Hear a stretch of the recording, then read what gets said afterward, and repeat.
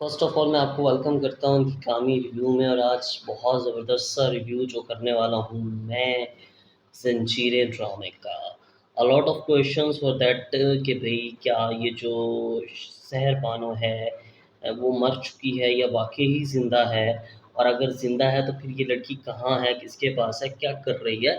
And definitely जो question है उनको मैं आज सॉल्व करने की कोशिश करूँगा।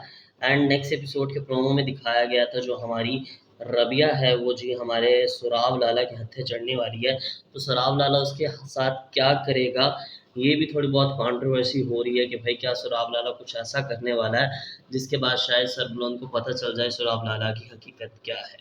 ड्रामे के अंदर बहुत से क्वेश्चंस हैं एंड अभी भी कुछ चीज़ें सॉल्व होना बाकी हैं। आई थिंक ड्रामे का नाम होना चाहिए था कि हम सब मारे जाएँगे।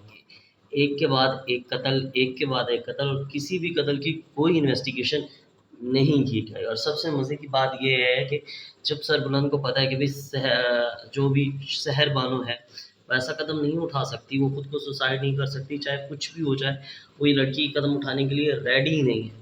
फिर भी वो बंदा बड़े आराम से बैठा है, उसको सहर बानो के बारे में कुछ पता ही नहीं कर रहा। यहाँ तक कि घर के अंदर कुलखानी हो रही है, उसकी मग़फ़िरत अल्लाह फ़रमा दे, मैं तो चाहता हूँ जो उसकी हरकतें हैं उससे होनी नहीं है। जस्ट अ किडिंग एंड मतलब कि यार बंदे को पता है कि जिससे तुम मोहब्बत करते थे वो तुम्हारी महबूबा कहीं खो जाए, तुम इतने चैन से बैठ जाओ, ये पॉसिबल नहीं है। सिर्फ़ सरबुलंद बड़ा कूल होके बैठा है। अच्छा सरबुलंद को रबिया की बहुत ज़्यादा फ़िक्र है। लेटेस्ट एपिसोड के अंदर भी उसने क्या क्या स्टंट्स किए हैं, मतलब क्या एक्शन दिखाया है आपने उसका। मतलब कि दानियाल जो ज़फ़र है उनकी दिल की ख्वाहिश पूरी होगी। किसी मूवी में काम करने से बेहतर है ज़ंजीरों के अंदर उन्होंने एक ड्रामा और एक फ़िल्म दोनों का रोल प्ले कर दिया। यानी कि उसने जिस तरह से वो लड़ा है उनके साथ, क्या उसने खुद को उछाला है एंड क्या फिर वो लड़ाई की है कि वो इंस्टाग्राम की शान बनी हुई है। And mostly most of reels जहाँ पर लोग डिफरेंट अपने ओपिनियंस को दे भी रहे थे, शेयर भी कर रहे थे एंड बता भी रहे थे कि अच्छा ये एंड थम। सो बैक आता हूँ मैं अपनी इस वीडियो पर जहाँ मैं बात कर रहा था ज़ंजीरें की और ज़ंजीरों की लेटेस्ट एपिसोड के अंदर एक सीन मुझे काफ़ी ज़्यादा अच्छा भी लगा। मुझे क्या बहुत लोग अच्छा लगा कि शीरी जिस टून में आकर सवाल पूछती है उससे कि तुम फलाने के साथ कहाँ जा रही थी, वो कह रहा है कि तुम इससे क्या लेना देना, तुम होती कौन हो। मतलब हालात बदल गए, जज़्बात बदल गए, जिस कॉन्फिडेंट के साथ आई थी वो लड़की पूछने के लिए कि शायद ये मेरे से डर जाएगी, लेकिन वो डरी नहीं है। राबिया तो शेरनी है यार। इट्स मीन वो हालात ने उस बेचारे को इतना ज़्यादा रुला दिया है। इवन कि जब सरबुलंद भी उससे पूछता है कि तुम भागकर मेरे जो है बड़े वो दुश्मनों के जंगल में तुम क्यों आ गई थी? तो उसे लग रहा था कि शायद सहर बानो गुम हुई है, मरी है, जो कुछ भी हुआ है, वो सारा मलबा मुझ पे फेंका जा रहा है और मेरी जो है इज़्ज़त-ए-नफ़्स मुझको बहुत मजरूह कर रही थी। तो मेरा वहाँ रहना मुझे थोड़ा बहुत डिस्टर्बिंग भी लगा एंड मैं बहुत ज़्यादा जो है बड़ी वो ऑफेंडर हो चुकी थी, तो मुझे वहाँ से भागना अच्छा लगा एंड फाइनली उन दोनों के दरमियान बैठकर बात हुई। मगर मुझे ये लग रहा है कि शायद इनका ट्रैक लव स्टोरी वाला ना बना है, बिकॉज़ ऑफ दैट जो इस ड्रामे की राइटर हैं फ़रहत इश्तियाक, उन्होंने एक पोस्ट लगाई जिसमें उन्होंने क्लियरली एक्सप्लेन किया कि भाई मैंने अपनी कहानी के अंदर इन दोनों का कोई ट्रैक नहीं लिखा। हालाँकि मैंने ये भी नहीं लिखा था कि भई ये दोनों आपस में मिलते हैं या इनकी कोई बात होती है। और ड्रामे का नाम था जो कर्ज़ हम पे हैं या जो कर्ज़ हमें पे हैं, इस तरह कुछ ड्रामे का नाम था, कन्वर्ट इनटू ज़ंजीरें हुआ एंड ज़ंजीरें ड्रामे का क्यों नाम रखा है ये मुझे भी नहीं पता।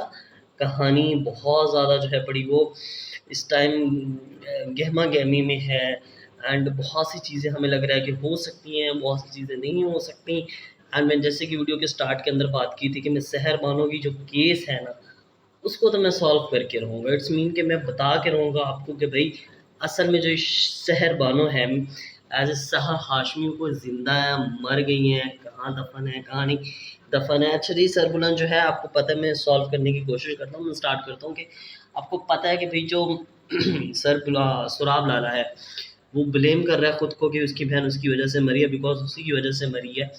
तो फिर उसकी कोई कब्र क्यों नहीं दिखाई जा रही है?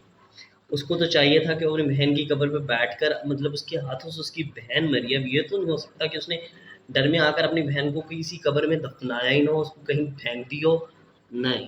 इट्स मीन जिस ट्रॉमे से वो गुज़र रहा है, इट्स मीन उसको तो बाकायदा जो है दफनाना चाहिए था, उसका मुकम्मल प्रॉपर लास्ट जो होते हैं अरेंजमेंट्स वो करने चाहिए थे।